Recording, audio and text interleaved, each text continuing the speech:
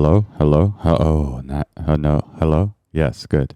Good? Wow, you almost orgasmed when you heard your own voice. I love it. Welcome to the Endless Honeymoon Podcast. It's me, Moshe. And I'm Natasha. Natasha, you look cute today. Oh, thanks. You too. Dandy Del Mar, girl. Oh, yeah. I paid for all my clothes. Yeah, well, Dandy Del Mar, they hooked me up. They care about leisure. But you look really good. You look like you're going to conduct an interview, but also to seduce the person that you're interviewing. Ooh, I like that vibe. That's kind of what I'm going for, actually. You know what I'm going for, Natasha? What's that? I'm going for pre-orders for my new book. Let's do it. Well, I mentioned it in last week's episode, but it's available right now. I mean, It's available? It's available, and you can download this mug, and here's the really awesome part. If you pre-order my book, it gives you access to this online event that I'm doing. I'm going to do, because it's a memoir in 6 scenes. I'm doing a 6-person moderated online panel, and so it'll be 6 moderators, each from one of the worlds that the book takes place in. Have I explained what the book's about on this podcast yet? It's called Subculture Vulture, and I worked all pandemic on it. I'm super, super proud of it. It's basically a comedic history book about the 6 subcultures that I've spent my life in. It's a memoir. So each of the worlds I explore the history of them, kind of like in like a Chuck Klosterman-y kind of like Sarah Vowell, Bill Bryson-y kind of a way. And then at a certain point, I enter into the narrative of the history of that world, and it becomes a memoir about my time in that. And the 6 worlds are Burning Man. You guys know, I go to Burning Man. The rave scene, where I was a DJ and an ecstasy dealer and a promoter in the early 90s. A sober ecstasy dealer even. Have we ever talked about that? Yes. Used to sell... I don't think we have. Sign language interpreting and deafness. I was an interpreter for 15 years and my whole family's deaf. AA, you guys know. AA and rehab, and Hasidic Judaism, and of course, stand-up comedy. Those are the 6 worlds. And let me just say, I've read 3 of your chapters, and you're such an amazing writer. Oh, honey. It's why I fell in love with you. If you hadn't written your first memoir, the new current bestseller, Casher in the Rye, I don't think I'd be with you, because I was like, oh, this guy's like deep. Oh, this guy's smart. Oh, this guy's cute. Oh, this guy's cool. Oh, like I was like, oh, I was in. And another female comedian who I will not name told me she also got a crush on you when she read it, and that's what piqued my interest to read it. Roseanne. You guys got to be Roseanne, right? It was Roseanne. Must have been. But this book, I'm so proud of this book, because it was a heavy book to write. It took a lot of work. I had to get like books and cross-reference the history. So if you're like a fan of comedy, it's super funny. If you're a fan of memoir, it's very personal and very emotional. Memoir-y. Comedy memoir. It's got what you need. And if you love history, it's got that too, but it's all super funny, irreverent history. Subculture Vulture is the name of the book. I'm sorry that this is an ad, but this is the thing that I am most passionate about, other than this podcast and other than our family. Please, if you are a listener to this podcast, if I've brought you any joy, if in the pandemic or now from listening to this podcast, truly, if everyone who listens to this podcast pre-ordered my book, it would be a bestseller and it would change my life, and I would be able to sell books probably for the rest of my life. My God, can you guys please buy this book? Oh, wait. What's the job that gets you out of the house, though, Moshe? Listen, I'll get an office. Just please pre-order the book. The landing page for where you can pre-order my book is in the description of today's episode. And I don't want to say I'm begging you, but I'm saying as a listener to this podcast that we've been putting out for free for years now, and I love doing it. It would mean absolutely the world to me if you pre-ordered this book. Let me just say, okay, I'm so sorry. I know this is self-indulgent, but I'll just quickly tell you a couple of the things that people have said about this book. Dax Shepard, former guest of this here very podcast, he graciously agreed to read the AA segment of my book. He's known in some recovery circles. He says, Moshe's travels through recovery are laid out beautifully, honestly, and effortlessly. I don't know that I've ever read a more succinct description of the entire experience. With equal parts authority and humility, Subculture Vulture is an elegant, and hilarious reminder that none of us really knows anything for certain. I mean, that's pretty good, right? My rave chapter. You messed up excellent and elegant, though. I think these people, these are honeymooners. They understand. I don't always say you the same are thing. Excellent and elegant. You are too. Your outfit is excellently elegant. Thank you. The rave chapter, Yeah. You ever heard of the band The Chainsmokers? I have. Here's what they had to say about my rave chapter. Subculture Volter is an electrifying, hilarious, and surprisingly emotional trip through the worlds that Moshe has inhabited, including the one we share, the world of electronic dance music. He takes us on a trip through the rave scene of the 90s, and you won't feel like you had to be there because you'll feel like you are.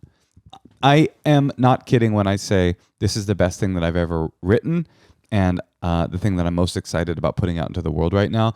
And you guys, you're the true fans. You honeymooners, you're the true fans. So I'm done. We're going to start the episode now. Natasha has a much more important and comedic question for me, but I just wanted to put that out there. Pre-order this bad boy. Yeah, I wanted to know how often you think of the Roman Empire. What? Why? Because I want to get a viral TikTok trend going. Oh. What is the trend? You're not supposed to ask. Just trust me. Oh, it's a trend. how often do I think about the Roman Empire?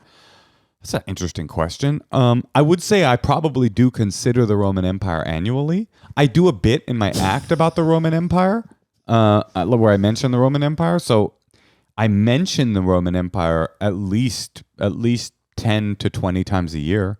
I would say I think about it daily. No. Nero like dancing. You're Italian too. Isn't that the one where the guy is like dancing and Yes. having a great time while the world collapses? Yes. And That's kind of like Trump a little bit. Like it just felt like, Well, that's the new Kali Yuga, as they call it. It's the end of civilization. Darkness has come. I will say that having lived in Italy, the Roman Empire, it looms large in a depressing way over the entire youth of Italy. In what way? Like what I noticed being in Italy, and I loved Italy, and I loved all the young Italians that I met and hung out with there. They were all really cool and smart, but they all had this vibe of like, yeah, this is a bit of a dead place. Because it's all young people or old people, right? There's no middle. No, it was the impression I got was like our best days are behind us by 2,000 years. I'm not even kidding. They're like, we had this time in history. We were the center of the universe. And now, since then, things, they're good. Obviously, I mean, it's just so funny to be talking to someone that lives in like aesthetic absolute fucking paradise, like literally living in Tuscany. It's like as beautiful as not as beautiful, but the weather is as great as Los Angeles. It's more beautiful. Wait, but with ruins. It's the most like beautiful. There's just like a leaning, like literally like leaning ruins, like kind of like all over the town. There is a word in Italian I have heard that was invented. The word is to describe the feeling of exhaustion you get from looking at too many beautiful things at once. What's the word? I don't know Italian, but it was coined after somebody went to Florence. That's how beautiful that place is. So they're like they have ennui about the beauty or something. They have ennui. My impression was they have ennui about the fact that all there is beauty. All we've got is the most delicious food, the most beautiful landscape, the most beautiful women, and no just strip malls. it's like, but what they don't have is like the oomph of the Americas, and I think that a lot of countries don't have like center of the world energy, but they aren't haunted by the ghosts of their center of the world past, and that is what I think about contemporary Italy. Well, that is definitely not what the challenge was. I don't think way too sophisticated for TikTok. I don't believe that's going viral on TikTok, but it does speak to what a erudite and elegant and excellent thinker I am. Please order the book. Okay, Tosh, we're gonna do an all written in episode today. Ooh, right? I love those. We get to talk to some people who've maybe sent us a letter. Sorry if you sent us this a while ago. We can't get to these all the time, but I am happy to bring. So sorry. I was just cracking open my brand new cherry blossom. This is a radio show, right? Well, podcasting to me is the new radio, and it's taken off all the strictures of old radio. And one thing I want to say is our sponsor, LaCroix. Yeah. Our sponsor, Seagram's. When are we going to... By the way, I was thinking about podcasting advertising the other day. I love our advertisers. When are like when is Pepsi going to get on the advertising train? You know, when does Clorox start doing ads on these podcasts? I like Waterloo. We should just. I love Waterloo. We should just do ads for the drinks that we like. My point is not. I'm with you. I like the products that we do ads for. I mean, are honestly some of the greatest products that I've entered into my life. I'm loving that motherfucking Helix mattress. But my point is, it just feels like podcasting is so big. How come like Dinty Moore doesn't do any podcast? How come Chef Boyardee isn't buying ad space on podcasts these days? That's all I'm asking. Because the people who call into our podcast and listen to our podcast are under 40, and people under 40 don't eat Chef Boyardee, honey. Isn't that the very problem that a hot ad read would solve? Hey, Endless Honeymoon podcast listeners, are you starving like Marvin and need a little pick-me-up to get your belly full? Try Beefaroni from Chef Boyardee, now with real pork meatballs. Okay, all right. Let's take some of these messages. Let's do it. Let's do it. I'm going to call them messages. Hello, hoping to get some advice on how to handle my new coworkers, specifically one guy who is kind of a jerk. I started a new job at a cafe in Los Angeles. All right, this is a temporary job. That's good. And quickly realized everyone that works there are best friends. Annoying. So I'm very much the odd one out and not sure how to include myself. Specifically, one guy is very open about how close he is with everyone. He sounds like a loser, first of all. He'll invite everyone to drinks but me, and at this point, straight up ignores me when I talk to him. Would love to get some advice, Marissa. This is a nightmare. This is toxic, right? Toxic. It's a cafe job. I don't know. I just feel like life is kind of too short. Do I seem very, I understand that people need to work in cafes. I was a waitress for 15 years, I think. I mean, I was a waitress for so long. I used to like actually pray on my knees in my kitchen in my apartment saying, please, if there's a God, make me not. I would have dreams of dropping trays. I hated waitressing. Anyway. You would have nightmares about dropping trays? Yes. Like it was just like, I was just always melting into this like terrible job. So I understand having a terrible job. But for me, I'm like, these people seem fucking annoying. A cafe job should be fun. They made it fun. He's excluding you. You don't want to go talk to a manager. I would keep the job, be cool, be chill, have your own plans. But she's being iced out. And then look for another job. Yeah, that's probably the right advice. I'm sorry it's boring advice. You know what I would actually say? Are you working in a cafe that's no fun at all? Try the old school cafe that's as fun as you can think. Denny's, the International House of Pancakes. We'll treat you like family. Here's what I actually think. I kind of agree with you. I think yours is the easiest one, is just like keep smiling and look for another job. But I also think, I know that it always comes down to this, but why not go up to the guy? Oh my God. You just never like direct conversations. I don't like confrontation. But I'm not suggesting. All right, what are you suggesting? I'm not suggesting go up to the guy and go, hey, motherfucker, why aren't you talking to me? You go up to the guy with a big smile and go, hey, like, have I done something to offend you? Like, I just feel like if he's straight up ignoring her at work. Because I will say, I would guess about 30 to 40% of this is in her head. That is very true. Possibly. But 30%, I would say. have found because I always think people hate me, and they don't. But if they straight up ignore, I have found the success rate of going up to someone and saying, hey, maybe I'm tripping. Maybe I'm being a little self-conscious and this is all in my head, but I feel like, I know you guys are also close friends, and obviously I don't think I should be your best buddy, but I kind of feel like you don't really talk to me. Have I done something to offend you or hurt you? Like I want to, I don't need to be your best friend, but I want to make this this place that we work, like, feel good. Is there something I can do? I have to tell you something you're not going to want to hear. Let me hear it. It's 2 words. Yeah. Male privilege. What's male privilege? This woman is supposed to confront this man as to why he's not you're looking saying I might at be her. a little scary? No, I'm saying it's easy for a guy to come up to someone, but for a woman to come up to like a guy who's excluding her and like confront him. Who said it was supposed to be easy? Life's not easy. Yeah, but we're like always worried about our safety too. What is it? Yeah, I hear you. That's why you do it in the environment of work. But what does it matter that male privilege exists? Okay, maybe I'm talking out of real male privilege here. But what does it matter that certain strata of privilege exists that makes it easier for a person to operate in the world? Obviously, that's true, and I accept that. But what does that mean? What is the result of that? Therefore, you shrink and never say anything? Or no, I think you have to, like, unfortunately, do something that's really uncomfortable. But I'm not suggesting she goes up to him and says, "Hey, motherfucker, treat me with respect." I'm saying you say, "Hey, like, is there something I've done that somehow?" I would see now what I would do, and this is probably the wrong thing. I would say something to one of the girls.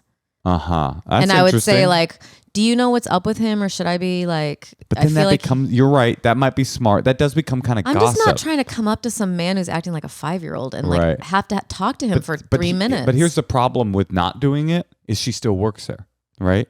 So the choices are, do nothing and work in an environment where she's constantly uncomfortable forever. Or have a conversation where she's theoretically uncomfortable temporarily, and it might result in her in her becoming less uncomfortable. Now, what if he thinks she's coming on to him, and now she likes him or something? What? I don't know. Like, who cares what he thinks? She's not.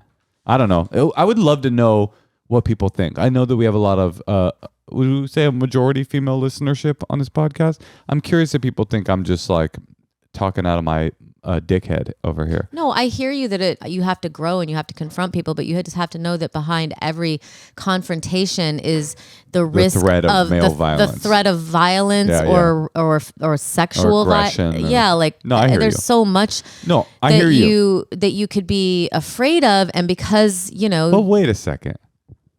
I might be tripping. No, you're not tripping. I'm hearing what you're saying and I'm trying to take it in. But also, I feel like the odds of having a direct conversation with another man and it turning into something actually violent are higher between two men than between a man and a woman. That's true. But I also hear what you're saying that it's a little scarier of a conversation for a woman to have with a man than I've seen a man like calling after me like, my dog didn't do nothing to you. And like walking. Well, I've also had confrontations with men. Walking and women. Past, walking in a forest by myself, so I'm always more afraid of men because they're stronger and they probably carry more guns than women have. You know what would help a lot with this fear?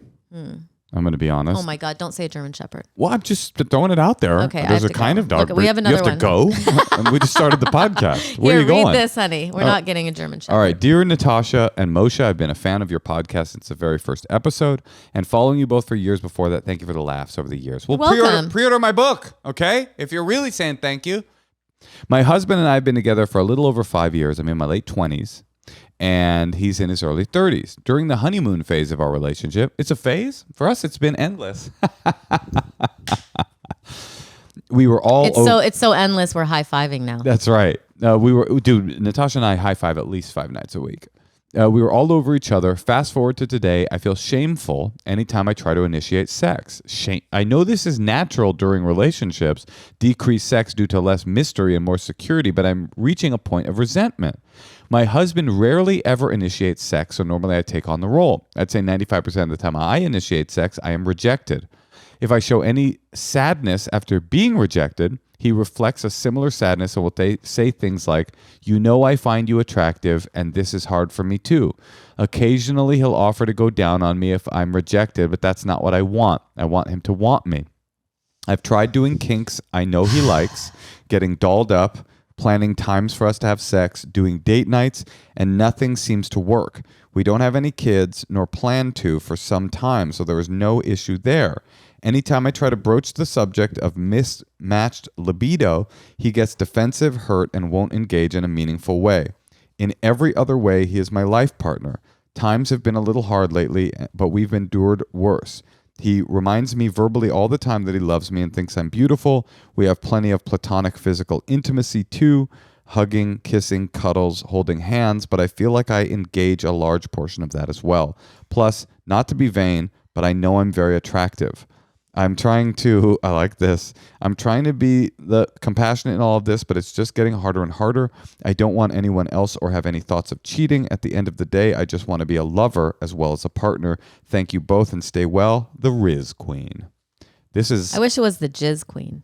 So does she. So does she. What's this guy's deal? Well, do you relate to this? Is he impotent? Do I relate to this? No, I mean, have you ever heard of this? I'm just saying, have you ever heard of this where someone's like, no, I'm so in love with you. cuddle, but then they reject almost 95% of your sexual acts, and they don't initiate sex, so that it's basically they're either gay or cheating impotent. on you. Oh, cheating. So he's No, I'm not saying he's cheating. At first, I was reading this and I was thinking, is she sure this dude is faithful and not just getting his sexual, stuff like somewhere else? But then the more I read it, it kind of didn't feel like that to me. And I think your question is the question: is what's going on here? And the problem is, I see this on this podcast so much. Do you have any thoughts?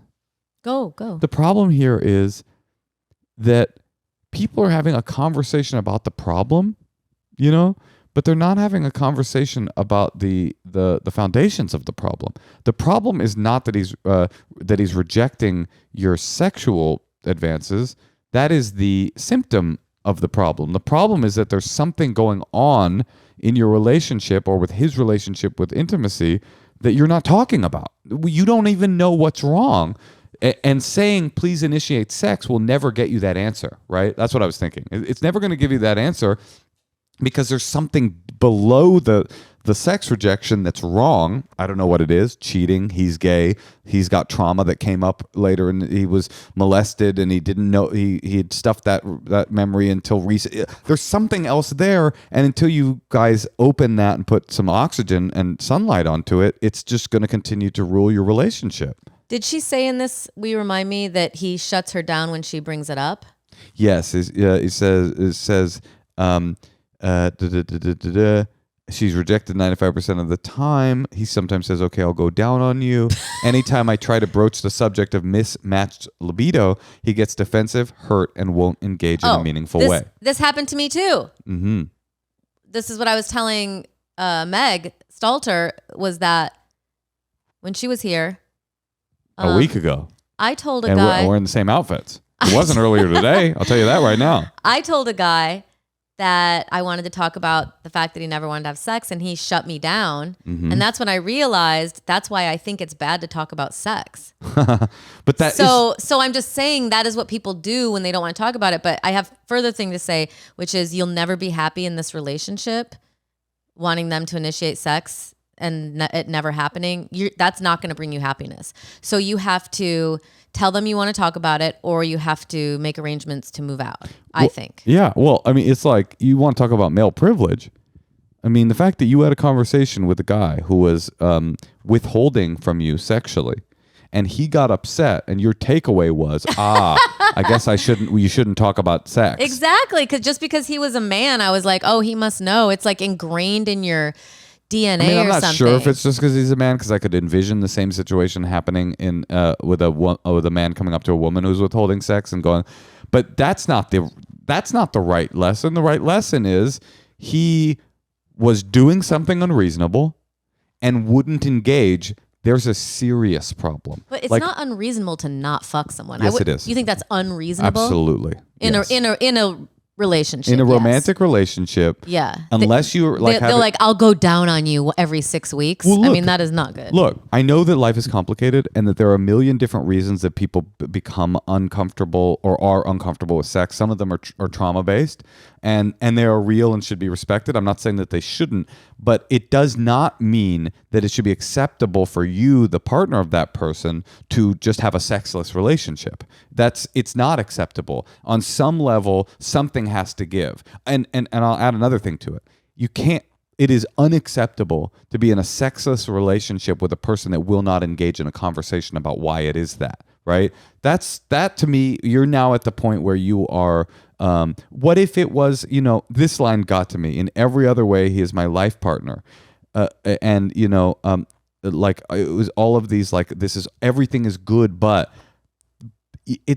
it's like me saying, oh yeah, it's great. I have a great relationship, except for the fact that he's verbally abusive to me. When he's not verbally and physically abusing me, he cooks for me, he rubs my back, he tells me no, that's not how that works. A romantic relationship has romance and all this other stuff as well. You can't just take a major pylon of that out. So, okay, here's my advice. Do you have an advice? No, go ahead, hon. My advice here is very obvious. It's to have this uncomfortable conversation where you say, not, I want to have not I want to have a conversation about our mismatched libido. Right. Because that's already making him seem the language is kind of degrading or something. I don't think it's degrading. I mean, it's true, but Or embarrassing. there needs to be what our therapist, our couples counselor, calls. Have we ever admitted that we do couples counseling? Jesus Christ, that's humiliating. What our couples counselor calls the meta conversation. This is time for the meta conversation. Hey, we're not having sex. I've tried to bring it up to you a lot, and it always feels like it turns into conflict. We need to have a conversation about that conversation, because it's not acceptable for us to not be romantic and not be allowed to talk about it. This is a boundary for me. Mm-hmm. We have to talk about it. We have to go to therapy. I have to figure out why this is happening, because if not, this isn't going to work. This relationship will not work. Maybe he can't have sex. Maybe he's libidoless. Are there men out there who just want to have sex like once every 3 months? Yeah, sure. There are men with a bunch of... It's not like men are horny and women aren't, and that's the way things are. That's just not realistic. Some men have... Women are horny, I'm just saying. And men are more horny. Responsible for rape. That's how horny they are. I will agree with you. Statistically, men seem hornier than women. Yes. And definitely. I'll give you that. But my point isn't that. My point is, like, this guy might have had sexual trauma. He might be impotent and embarrassed about it. He might be seriously depressed. He might have a medication thing like for depression that he's taking, and it's destroyed his libido. He doesn't. Who knows what it is? Because she doesn't know. So we don't get to know. That part is not unacceptable. Where something has happened where you are no longer I mean, it's not acceptable, but it happens. The part where you refuse to talk about it with your romantic partner, that's the part where you're no longer a good partner. You're actually a bad partner, and you deserve to be cheated on. Mm-hmm. I agree. I mean, straight up, if this woman were to go out and fuck somebody at a bar, I'd be like, yeah, makes sense to me. What I would do is I would rewind this, and whatever Moshe said, I would just say to them. Just Ooh, memorize I like the sound of that. I mean, you're very good at being succinct. All right, here's another one. Well, succinct means like I don't talk very much. And but you pack a lot of information in neutral language. I'm not good at that. Like, I need a script. Well, and I think it's okay to have a script. And that's why I like to make phone calls if I have to say hard things that are hard, because I can write them down and look at it. But see, that's the thing that you're good at, Natasha. You've got tips and tricks on wisdom that I would never think of, like writing a thing down to make sure. Like, you've got all these little nuggets of wisdom. It's scrap. What? It's just being scrappy. You are very scrappy. Yeah, I always call you a big pile of scrap. And you are excellence. I am elegant excellence. Yes. Is what I am.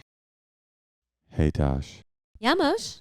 You're wearing a very nice outfit, and I'm noticing that you're looking a little busty tonight. You know, I didn't usually wear bras until Honey Love became a sponsor. Are they comfortable? They're very comfortable. It's like the look of an underwire bra, but what I love about it is it doesn't feel like wearing an underwire bra, which is because underwire bras make your you don't tits have to tell me. Like I wear underwire pushed jock up. But I will say that, like, I used to just like run home and like die. I would sometimes take my bra off in the car, but this bra is so freaking comfortable. I don't even know it's on. Also, if you're tired of bras that cause a big bulge in the back, Honey Love's bras are designed with back smoothing fabric to prevent bra bulge. I know you need that, Moshe. Ooh. And then I heard they got this really relaxed bra called the V bra. It offers the support of a traditional bra, but without the underwire altogether. Also, it does not stop there. Honey Love has more than just bras. They have incredibly comfortable shapewear, tanks, and leggings for everyday support. Honey Love has you covered for the everyday look, workouts, weddings, and more. Treat yourself to the best bras on the market and save 20% off at honeylove.com/honeymoon. Use our exclusive link to get 20% off at honeylove.com/honeymoon. Get the most comfortable bra you have ever owned. Can I read the next line? Yeah. Okay. Ready? Cinched, snatched, and lifted. It's hot girl season. Thanks to Honey Love. How'd I do? Better than I would have. Okay. Hi, guys. My husband and I have been together only a year when I got pregnant with our daughter. We decided we'd do this thing together and moved in, got married when I was 3 months pregnant. Now we're approaching our 2-year anniversary.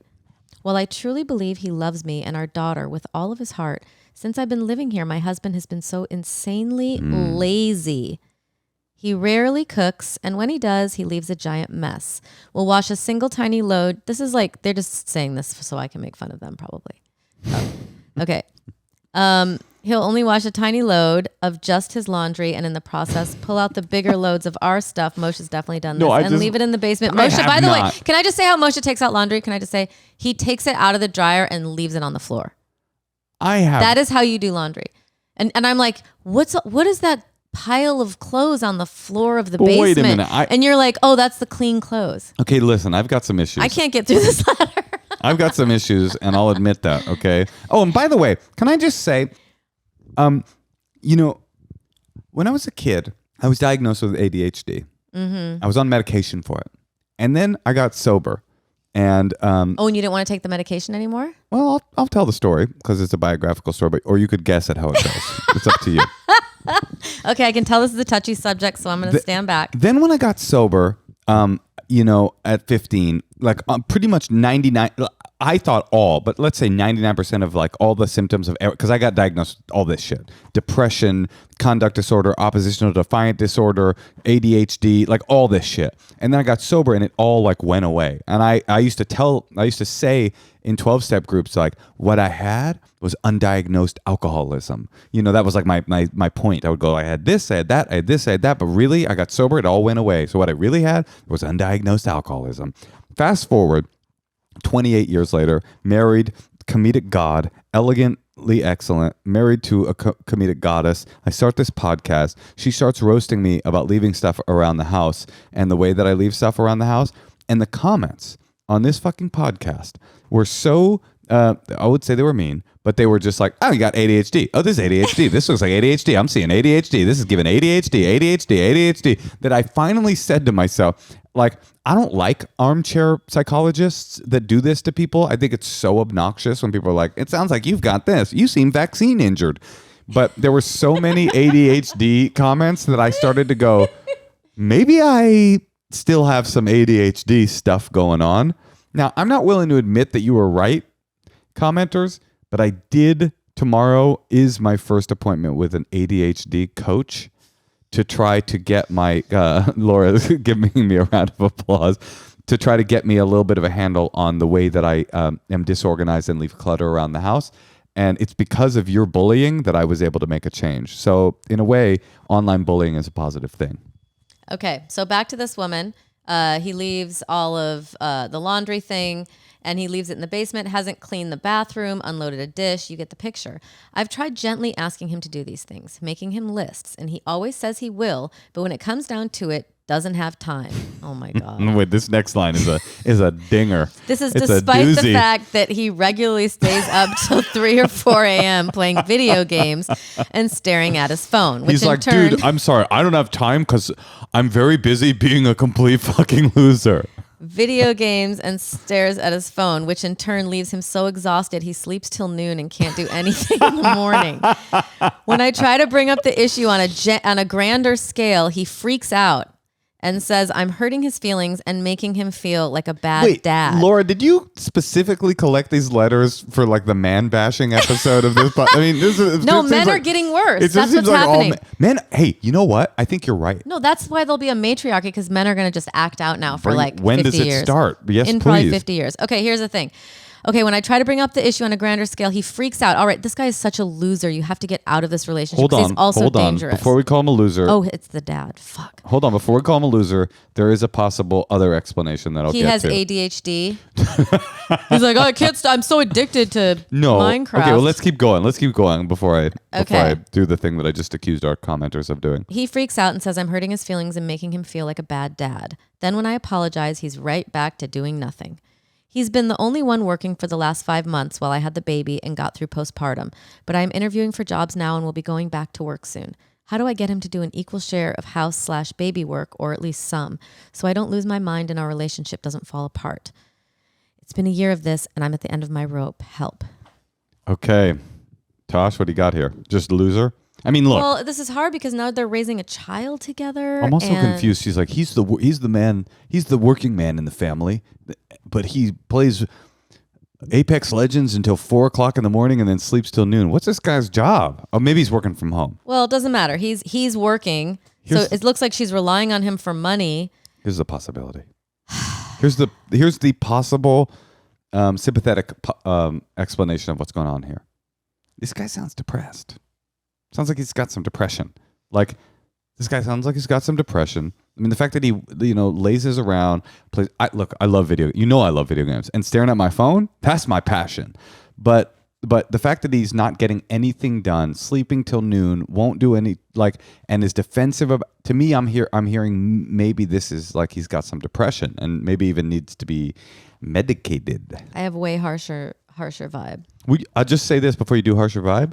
Sometimes depression, being with a person that's depressed, it's like living with an asshole, and it sucks, and you are like, I hate this person, but maybe they can get, if it is in fact clinical depression and not just being inconsiderate and an asshole, they can maybe get better.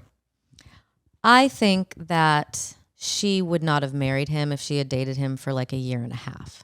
She would have probably broke up with him because he's kind of like, he's kind of a loser. That is a very smart pull. She decided she was going to try to make this work. Maybe this is fate. It obviously is. I'm sure you're very happy as a mom and you have a fantasy of a family, but like, it's almost like you didn't get to pick. And I know that's a luxury sometimes, but I think you're going to have to lay down some rules or leave. Wait, hold on. You said, I think this was really smart until I started doing the math. You said if she dated him for a year and a half, she wouldn't have moved in with him? Yeah, because they probably were dating like 8 months. It's just not long enough. My husband and I have been together for only a year when I got pregnant, and we moved in when I was 3 months pregnant. So that's 1 year, 3 months. So you're saying if she dated him for 3 more months? Okay, 2 more years, 1 more year. Right. I don't know. Just get to know him a little more, because it's like, I mean, maybe we just don't have information. Did he used to be like this? It seems like from the very start, he's like... Hold on. There's some forensics here. I truly believe he loves me with all his heart, but since I've been living here, my husband has been so insanely lazy. So she's saying that maybe that before she moved in, she didn't notice this kind of behavior, and now she does. So maybe he is depressed, but I also think... Or maybe he's sexist too. Maybe he's like, oh, the woman's living here now. I can kick my feet back up and do nothing. Sounds like it. And I think it's totally fine to have more agency in your household and have a family meeting and like let the kid hear it too, because soon you'll want them to hear it when they're like 4 or whatever, and just say like, we need to pick up after ourselves. We need to split up the tasks. How are we going to do this? I'm looking for a new job. You have a perfect excuse. Yep. You're on the job market. You're not going to be able to spend as much time. This is like a Bernstein books Bernstein Bears plot, or a Bernstein Bears plot. Right. It's basically the mom is trying to go do her thing, and dad is like, oh, I like playing with the kid, but I'll mow the lawn later. I'll put her on my knee and we can play Fallout New Vegas together till 4 a.m. I mean, it's going to sound like a broken record, but this is a situation. This is actually very similar to the last letter. It's just different in its circumstances, which is this is a broken relationship and this cannot continue. And it must be addressed in a different way. When I try to bring up the issue on a grander scale, he freaks out, says I'm hurting his feelings, and then I apologize. Yeah. You're apologizing again. That's the worst part about the letter, because it feels like sick a little bit. Yeah, and you're apologizing for the wrong thing, right? But you don't know if he's depressed. You don't know him very well. But this is what happens. I see this so many times on this call. You're apologizing for what? For the way you brought up the conversation. So it's a manipulation tactic, right? Which is there's a problem. You come to him to say, I want to talk about the problem. He says, the way you brought up the problem is toxic. And then you say, I'm so sorry for the way I brought up the problem. What happened? The problem never got discussed, right? So this is toxic and cannot stand. And so what needs to happen is a conversation, a meta conversation about the way you talk about the problem. And you need to put your foot down and say, we have to be able to discuss what's going on in this family. Yeah, don't do this in front of the kid. This is a bigger conversation. Yeah. We have to be able to do this, talk about this. it is a boundary, and we have to go to a counselor to be able to discuss this. It's a boundary. But what if they don't have money for a counselor? I believe that with our wonderful sponsor, Talkspace, you could find a counselor that you could afford, and or you could go look up local resources. You just need to be able to have a conversation about what's happening. And you will get divorced. There is no question. You will get, if this goes on, this dynamic continues, divorce for sure. You can't just go to them and have a conversation without also going to therapy. Like, isn't that the first step? Just have a conversation with them about it? Yes, it is. And she took that first step. When I try to bring up this issue on a grander scale, he freaks out and says, I'm hurting. This is one of the things that couples counselors are so good for, I think, is when there's a conversation that's so loaded and radioactive that you literally cannot have it. There's a second conversation that can be had, which is, I have to be able to talk to you about this stuff. It's a boundary. And so we have to go say it in front of somebody else. Okay, well, let me ask you this. Let's say she says to him, will you agree to couples counseling? Mm-hmm. And he says, no, I'm not doing that. Well, if she said, this is a boundary, this must happen, then she says, I need to be able to talk to somebody about it, then you've got a new choice. And he says, no. Now there's a new choice.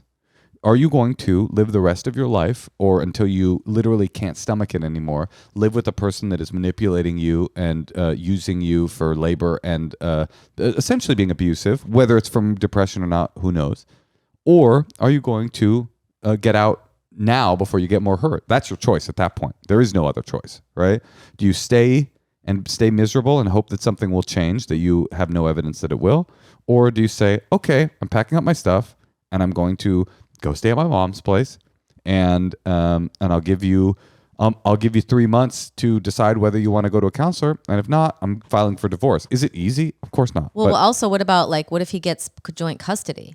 Is he even capable of taking care of your kid? That's another thing a mom has to worry about, because what if everyone has joint custody that dads now? Have to worry about too when there's an unstable mom. I'm saying though there's a lot to consider. Of course, there's a lot to consider, but that doesn't make it less necessary to consider it.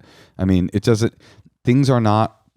Life is difficult, and sometimes you have impossible choices that you have to make. But I can tell you this: I believe that a child that is raised with a mother that cares for it half the week, and a lazy, depressed dad half the week, is probably in a better situation than a child that is raised in a miserable, angry household 24/7 with an angry, depressed dad and a mother that's miserable.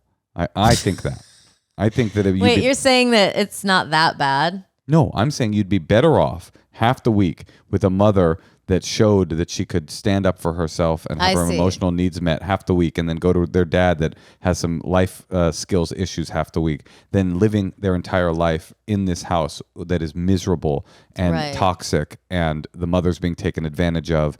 Sad. It is sad. Sometimes things are sad. Here on the Endless Honeymoon podcast. Well, say something. All right. That was a depressing one. All right. Well, maybe this one will be. Okay, this is the last one, okay? Okay. Hey, is this one my turn? Do I read this one? Yeah. Okay. Hey, Moshe and Natasha. I have loved you both since the Tub with Tosh days. By the way, didn't mention this to you. Should have told you. I was in line. Yeah. At Burning Man, driving out. About 3 hours into my drive out. And I saw this person come out of an RV, skipping through the lanes, flying a kite. Really I noticed them. I was like, what the hell? This person's just a little too happy. And they turned around, they looked at me, they walked right over to me. They had big old crotch pants, and they go, "You're pig bottom." From Tub with Tosh. "You're pig bottom." I go, "Yeah, I am." And it was watch Tubbin with Tosh on YouTube. Why didn't we keep doing that? That was such a mistake, Tosh. No, it wasn't, because we did a episode or a season, and it got scrapped. And then we damaged. lost our mojo. We lost our damaged. mojo. We did a whole season of Tubbin with Tosh that was where we interviewed. Who do we interview? Del the Funky Homo Sapien, Big Frida, a bunch of EDM bands. Jenny Slate. We were in the back. We were in a hot tub in the back of a limo. It was awesome. And then whoever was in charge of it forgot the fact that if you do a audio based interview show, 1,000 feet from a music festival, there'll be some audio issues. And we just never really, it literally couldn't understand it. Anyway, that's neither here nor there. I've loved you since the Tub with Tosh days. Here's my issue. My partner and I have a great life and seemingly supportive parents. But recently, when I'm alone with his dad, I've noticed he talks to me fairly disrespectfully. Ew. When we are all together, I am either ignored or spoken to with just a tinge more respect. I brought it up with my partner. I was basically told... I'm not laughing at you. I cannot imagine being in this environment. I brought it up with my partner and was basically told that's just how he talks. And if it bothers me, to let my partner know and he will handle it. Fair enough. A couple weeks later, a friend of mine who frequents my partner's dad's small restaurant informed me that his dad often will get drunk and talk about how upset he is that my partner, his son, is gay and that it, quote, makes him sick, end quote. His father has no clue that he's been venting while one of my best friends is in his restaurant. To me, this confirms my suspicions that he is treating me differently due to his own homophobia. I have been sitting on this for weeks, and it makes my stomach turn not telling him. But I don't want to hurt my partner or mess up their fairly close relationship. Do I keep this a secret? Do I confront his dad directly in private? Do I tell my partner, help, gay and not okay? Ooh, this is a real dilemma. I mean, why is everything so hard? Life is hard. But I think I know what this person should do. Because I'm like, it's so hard, but I wouldn't want to like start a fight with one of your parents, especially knowing they're hostile. But you have to. But that's me. You have to add in the part that it's like one of my parents. But how will change ever happen if we don't act like that? If we just make that like the ghost completely unacceptable. The ghost of my dad is disrespecting you, and then one of your friends. This is the part where it almost feels like hard to believe. One of my best friends is sitting in his small restaurant overhearing him complaining. It's like, are we sure this is true? It's like this guy's buddy. It's like twirling spaghetti going like, what the? Why? Well, I guess you just have to take it that maybe he has said something like that. Mm-hmm. People usually have an instinct about this. Yeah. So he probably senses it. If this is true, this is what I think I would do. You tell me, Natasha, if this is insane. Okay. The next time they're alone together. He and his partner? He and the dad. Because he says he disrespects him. Oh my God. What would you do? Okay, you go. Talk me through it. No, I'm just getting like really uncomfortable. This is uncomfortable. I mean, honestly, the what was your suggestion? Say to the dad, look, I know why I feel like you talk disrespectfully to me, and I think I know why. Because I have a friend that's been going to your small little bistro. Moshe, you cannot say this to Why? Why is everybody so afraid of being direct and honest? Well, what would you do? It's gossip. It's like my friend said, and the friend might get mad, like, and then you're like just sparring with like he said, she said, with like. Do you have a problem with me, sir? Because I feel like you probably do, and I think it's because I'm gay. Is that right? What would you do? What is the choice here? I would tell my partner that I think that's why, and then just try to avoid them as much as possible. That is not, honestly, the problem is he doesn't have an ally in this, which is because his partner really loves his dad. Daddy, and he loved daddy. And he finally got dad's support, even though he's gay. But now he's like lashing out at the partner. Well, if this is true, I mean, it's just hard for me to imagine. Okay, I know. In his small restaurant 4 times a week, this guy's like getting drunk going, I hate my gay son. He makes me sick. It's I don't know. I mean, this is a tough one. Yeah, I guess maybe the thing to do here is to go to your partner and say, you know what? Your dad's been disrespecting me, and I knew it had something more to do with that. It had something to do with more than just like how he talks, because I just had a feeling. And my friend just went to your dad's restaurant, and he was being super homophobic and saying, "What friend? It all sounds kind of catty." Well, so what if it's catty? I mean, so the dad hating his son's sexuality and taking it out on his partner sounds pretty catty to me too. Okay, I have a question. What do you want from his dad? Do you want him to be your friend? Do you want to have a close relationship like your partner has? Or I now know what to do. Yeah, like I want to know what you want from it. Do you want his respect? What do you want? Yeah, I know. I now know what to do. This one's unfortunate, but it's pretty obvious. I think what he does is he says to his partner, look, I know you say that the way your dad talks to me is just the way he talks, but the truth is I know that it's not that. I know that it has to do with homophobia. How do you know? Look, I just know, and I'll tell you if you press me. Well, how? because my friend overheard him being extremely homophobic at his restaurant. Hold on, let me just finish this. And here's the thing. I'm not going to go around your dad anymore. That's to me, that's the deal. That's what you have to say. It's not going to the dad and confronting him. It's telling your partner, this is the reason I feel disrespected. I have this information, and I'm not going to go around your dad anymore, at least not until you have a talk with him about this stuff. Okay, well, this is a huge thing to unpack for like whoever he, because it's like they're close. So he's like, I'm not going to hang out with them anymore. You're creating a rift, or a rift, however you say I mean, it. how often are you alone with my mom? No, We're married. No, but here's the problem. He's going to tell his partner that the person at the bar said he's mad he has a gay son. And that's going to make the son be so upset and like question all that is sacred. What? And then they're just going to cause like a huge family. He should live in ignorance. If this is true and his father is literally getting drunk and being homophobic, all you got to do is imagine that this is not a gay couple, but this is in fact an interracial couple. Okay. And that she's the partner is like, he's disrespectful to me, but I feel like it's actually racism, but I don't know. Am I being paranoid? And then that person's friend is like, dude, I got to tell you, I was at the January 6th rally. You're so right. And I saw your dad screaming racist epithets You're right. And it's like, what's that person supposed to do? So you have to say something. You got to say something. I know that your dad's homophobic because he got drunk the other night at his own restaurant and started saying super homophobic stuff, not just generally, but about us. This is what I overheard. Maybe it's a rumor, maybe it isn't. This is what I heard. And I feel like when he talks to me, or you've already said the other thing, because he said that's just how he is, and that's the subtlety of homophobia. Yeah. Is that sometimes it can be difficult to see it for what it is, and if you reframe it into race, you go, oh, that's unacceptable, which means that there's some part of society that says, oh, it's a little more acceptable actually if it's homophobia. But if you just put it into those terms, you go, oh, no, nobody would live with that. No one should put up with that. Moshe, we need to get bumper stickers that say something. I know. It sort of feels like the only advice there is. Say something. If you see something, say something. Okay, well, listen, we got to go pick up our daughter from school. Gay something.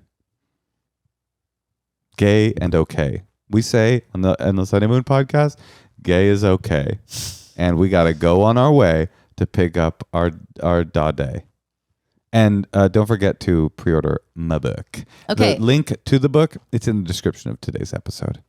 If you have any secrets, call us, 213-222-8608. Also, no, yeah, that's right. But no phone sex, okay? Yeah, that's true. Actually, yes, phone sex. No, don't do that. Has anyone ever left a horny message? Yes. endlesshoneymoonpod @gmail. Send us a letter. Tell us what your woes are, and maybe we'll address them at some point. Yeah, you can be a member of our Patreon. Find us on YouTube. Find us on Instagram. Find us wherever you are. Come see us live. At the beginning of this very episode, we probably had a little bumper about our live stand-up dates. We'd love to see you at a show very soon.